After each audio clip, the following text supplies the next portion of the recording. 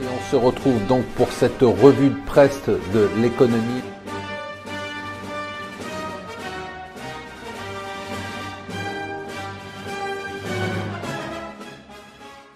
Bonjour et bienvenue sur Mon Financier pour le Morning Zapping du jour. Nous sommes le mardi 19 février et j'ai pris un peu de temps ce matin dans la newsletter pour vous expliquer ce qui se passe sur la dette vénézuélienne. Vous allez voir, c'est assez passionnant, c'est presque un thriller financier. On a tous les ingrédients du thriller, on a de la géopolitique, on a de l'économique, on a de l'humain, on a du sociologique, on a les principales banques d'affaires, les grands cabinets, on a les opposants, on a la Chine, on a la Russie. Enfin bon, il y a à peu près 200 milliards de dette vénézuélienne qui est détenue en partie par maintenant des grands fonds américains. Tous les plus grands noms des grands fonds américains ont racheté la dette vénézuélienne.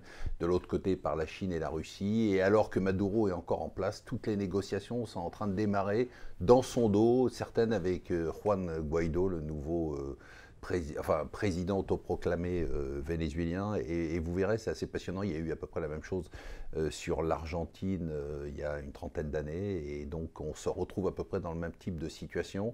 Et là, ça se négocie. Alors, ce qui est fascinant, c'est de voir que ça se négocie, alors que pour l'instant, il n'y a toujours pas eu de régime, de changement de régime. Enfin, vous verrez qu'avec la dette, finalement, et l'impact financier, eh bien, on fait tomber peut-être le pouvoir politique.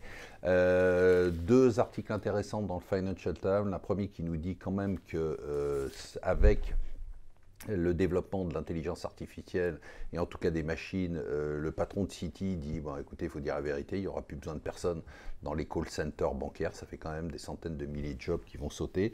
Et d'autre part, très intéressant aussi, la volatilité, cet indice de peur sur les monnaies qui s'est totalement effondré, c'est-à-dire qu'il y a absolument plus de crainte et plus de volatilité sur les devises. Est-ce que ça veut dire quelque chose? Non, pas grand-chose, mais c'est quand même intéressant malgré le Brexit, malgré le changement d'anticipation. Ça veut dire aussi que le marché ne sait pas très bien où il veut aller et du coup il ne bouge pas. En Grande-Bretagne, bon, ça devient totalement ubuesque.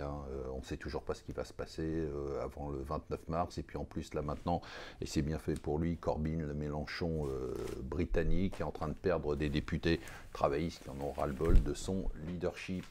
Toujours sur le Brexit, c'est Honda qui décide de fermer sa usine historique, 3500 emplois menacés en Grande-Bretagne.